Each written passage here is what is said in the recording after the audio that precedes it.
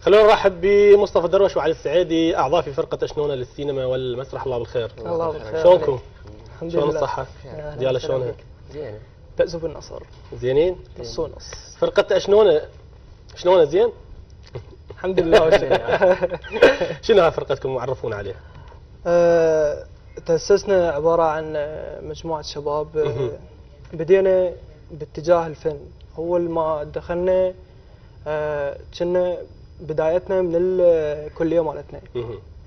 بدينا كتصوير كلية فنون جميلة. حلو. بدينا كل شخص كان يمتلك عندنا موهبة. شخص يمتلك انه تصوير، موهبة التصوير، شخص مونتاج، شخص اضاءة، شخص ماكير. فبدينا يعني بهذه، حطينا اول خطوة على اول عمل. بدينا وراها يعني ناخذ فترة الاعمال مالتنا، وبدينا ندخل الى هذا الجو كليته. طيب ليش اشنونه؟ ليش اختارت هذا الاسم؟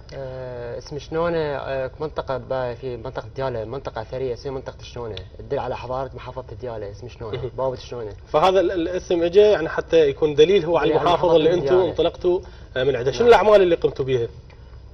عندنا مجموعة اعمال. يعني عندنا اول ما بدينا به هو رؤوف حكيم، اختيار رؤوف حكيم.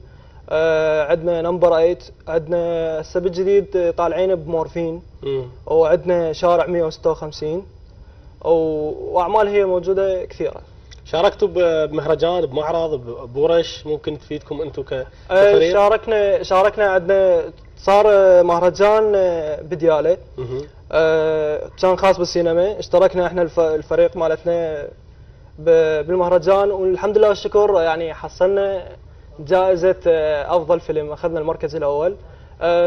وراها اشتركنا بالمسرح الوطني، كان مهرجان بغداد السينمائي الدولي. وأخذنا اسمه كانت نزل الفيلم بالكتاب يعني ضمن المهرجان، والحمد لله والشكر حققنا به إنجاز كلش رائع. قد عدد أعضاء فريقكم؟ 21. 21 بنات وشباب. اها. طيب انتم شنو عملكم بالفريق؟ أنا شخصيا مشروعي الأساسي إنه أنا مونتير. أشتغل مونتير. حلو. ثانوي إنه أشتغل إخراج. تعرف أنت دائما المونتير يصير أقرب للإخراج، لأن هو أقرب شخص يكون على أخطاء يشوفها ويتابعها، ويعتبر يعني المونتير إنه هو المخرج الثاني للعمل. أنا مسؤول إعلام الفرقة والعلاقات كلها، يعني الموافقات الأمنية، اللوكيشنات، تجهيزات الفريق كلها تكون من مسؤوليتي أنا بالذات. صعب هذا العمل؟ كلش. بعد ايش قبلت فيه؟ أحب المهنة. أحب المهنة. مهنة حلوة يعني، بيها تعب هواي يعني، الليل ما أنام حتى أدبر لوكيشن. زين، سؤال، أنتم 21 شخص. نعم. يعني كلهم يشتغلون يعني كمتطوعين بهذا الفريق؟ احنا لأنه لو اكو مردود مادي يعني من خلال عملكم. احنا نشتغل عبارة عن الدعم الذاتي.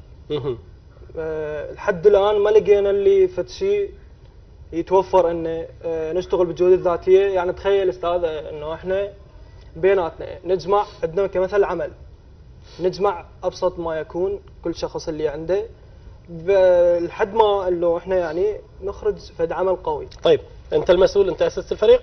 لا. بدينا احنا يعني مجموعتنا، بديت انا ويا صديقي عبد الله الخزرجي اللي هو خليناه يعني قائد الفريق. قائد الفريق مال اشنونه. فبدينا من هذا المجال يعني ويا جماعتنا ولميناهم الحمد لله. انا انصح انه وش اسمه علي صديقك؟ انه نبدل اماكنكم يعني احسن. انت تصير مونتير وخليه هو ناطق اعلامي، انت جايب المسؤول الاعلامي ما حكى كلمه ولا قال ما تنفس الولد كل ما قال ايه ما ينطق عليه، ما ينطق مجال. شلون شغلكم انتم؟ الشباب شلون يتعاملون؟ راضيين بواقعكم اللي موجود؟ حابين يتطورون؟ عندهم افكار جديده؟ اعطيني مجال خلي احكي. شنو؟ لا ما يعني لا علي حب الظهور.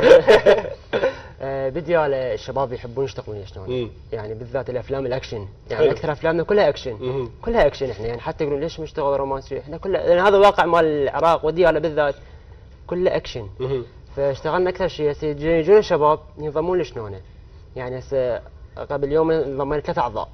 حلو. بهم قسم مصورين وقسم مهندسين صوت، يتمنون يجون لشنون، يعني شلون تعتبرها نمبر 1 بدياله من ناحيه المسرح، من ناحيه السينما، المهرجانات احنا كنا نتكفل بيها. بس ما تفكرون انه انتم يكون عندكم مردود مادي؟ يعني انتم عندكم اشخاص هوايه، ممكن هذا الشخص اذا احتاجته بشغل ممكن يعوف شغله ويعوف التزاماته ويجي حتى يقدم لك هو هذا الجهد. ما عندكم فكره انه شلون ممكن تطورون عملكم ويكون له مردود مادي؟ فكرنا بمشروع راح نفتحه بجديد، شنونه ميديا جروب. حلو. راح يصير شركه انتاج، راح تضم سينما ومسرح وموسيقى وصوت. راح تكون الاولى بدياله طبعا هي هذه. حلو. راح تجيب لنا ايرادات للفرقه هذه، عائد للفرقه حتى نقدر نشتري المستلزمات والادوات اللي نحتاجها احنا. حلو. عندكم مستلزمات كامله وكل شيء؟ كامل الحمد لله. تحكي له الشكر. انا اريد احكي بس ما اقدر. يلا قول. كانت عندك اضافه شنو؟ الاضافه اللي احنا عندنا مبدا اللي انجمعنا عليه هو الصداقه. يعني احنا اساسنا صداقه. حلو. بغض النظر عن اي مشاكل او اي هاي، لان مثل ما مصطفى هو دا يصرف وانا دا اصرف، هو صديقه.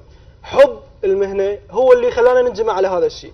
يعني مو انا جاي والله شنو دا ادور كمثل في الشغل او في شيء، لا بس انت ما دام فايت بهذا المجال، مثل ما قلت لك اكو ناس مضحيه بوقتها وشغلها، صحيح، من حقها انه صحيح. يعني انت كمونتير اذا جابوا لك عمل، انت اكو اعمال يحتاج لها يوم يومين، يحتاج لها سهر وتعب. صحيح. هو يعني احنا اللي نعاني من عندها، بس ما اعتقد احنا راح نقف يعني على بس مجرد هذا الشيء. اكو مجال يعني انه ندبر غير اشياء. عندنا بالاضافه الى فرع المسرح. ففرع المسرح يعني عندكم فرقه مسرحيه؟ سينما ومسرح. هي سينما ومسرح. نقدر من هذا الفرع يعني انه وارد نجيب، بس ما نصرفه على احد صراحه. نصرفه على المعدات اللي نشتريها. يعني احنا صحيح عندنا ابسط المعدات، بس الحمد لله والشكر طلعنا بقبول قوي. هذا مو احنا اللي نحدده، اللي يحدده هو الجمهور. زين، جربتوا سويتوا عمل مسرحي وجدت الناس شافته؟ اي نعم. اكو اقبال كان عليه؟ قدمنا تقريبا 5-6 عروض بدياله.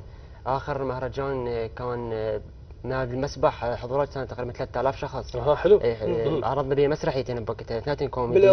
بالاضافه الى ما ينطي مجال. كل شيء ما ينطي مجال، حتى الشغل ما ينطي مجال. بوقتها كانت المسرحيه كوميديه ومسرحيه تحكي على الطائفيه، يعني لاقت استحسان من الجمهور كلش بدياله. بالاضافه الى عندنا سبوتات، انه اللي هي يعني عباره عن اعلانات بسيطه. حلو. عندنا اعلان قدمناه مال اسمه نستله سنيكرز. وبالاضافه الى يعني عندنا سبوت مال اعلان مال قطيه مال بيبسي مال ميسي. مال ميسي شايفه. اريد اسالك انه تحس انه نحكي عن محافظه دياله، بدات الناس يعني تتذوق هذه الاعمال الفنيه، تثق بالشباب اللي موجودين ويقدمون هذه الاعمال بالفتره الاخيره؟ وجه لي الحكي. دابا عليك. الصراحه وضع محافظه دياله حاليا ما اقدر اقول لك يعني انه 100%، ولا يعني بعض الخروقات فهذا الشيء يعني ما يساعد الناس على القبول اللي يتقدم على هذه الاشياء. يعني ابسط الناس يقول لك باع العالم بيش ملتهي، هذا شخص بيش ملتهي. هاي اكو هو انت المفروض تقول له انه نحب نصنع الحياه. يقول لك شنو السينما؟ شنو السينما؟ ما يعرف شنو السينما، يقول لك يا سينما يعني وين حاجه. يعني من خلال هذه العروض اللي قدمتوها، مثل ما قلت انت، قلت حضروها اكثر من 3000 شخص. ما اعطيتوا بروشور، ورقه معينه ممكن تشرح شنو السينما، شنو ممكن فائدتها بالحياه، شنو ممكن تضيف على الحياه، تزرع البسمه، تزرع الابتسامه، تحسس الناس انه اكو حياه هنا، خصوصا بدياله بعد الظروف اللي مرت بها. قدمت مشروع ذات الثقافه بدياله، انه عاده السينما بدياله اللي هي سينما مالكها مو بالعراق، خارج العراق. الدوله هسه ماخذ ذات الثقافه، رفضت. ليش؟ رفضت، تقول هذا للدوله وما نقدر نعطيكم اياه. يعني ذات السينما بدياله موجوده كامله، بس اعاده اجهزه نبني واحنا نشتغل بدياله نعيد السينما. رفضت ذات الثقافه بدياله. حلو. شنو طموحاتكم؟ يعني كلمه اخيره، وين حابين توصلون باعمالكم؟ ان شاء الله احنا اللي نحب ان نوصل بالفريق ان شاء الله، مو بس بالعراق، عربيا وعالميا ان شاء الله. لين نشتغل قلت لك بمجهود ذاتي بدون دعم، فكيف ما اذا صار عندنا دعم، وان شاء الله الحمد لله والشكر انه ننطلق في هذا المجال. الحمد لله والشكر قدرنا نوصل، وان شاء الله نوصل للعالميه، وان شاء الله كل الناس تعرفنا. احنا نشكركم وشكرا على حضوركم، نورتونا. الحمد لله على سلامتكم، وان شاء الله اذا رجعتوا توصلون بالسلامه. ونقول تحياتنا لكل الشباب اللي يشتغلون وياكم، اتمنى لكم موفقيه باعمالكم، ان شاء الله عالميا نشوفكم. ان شاء الله. فاصل ونرجع، خليكم مشاهدين.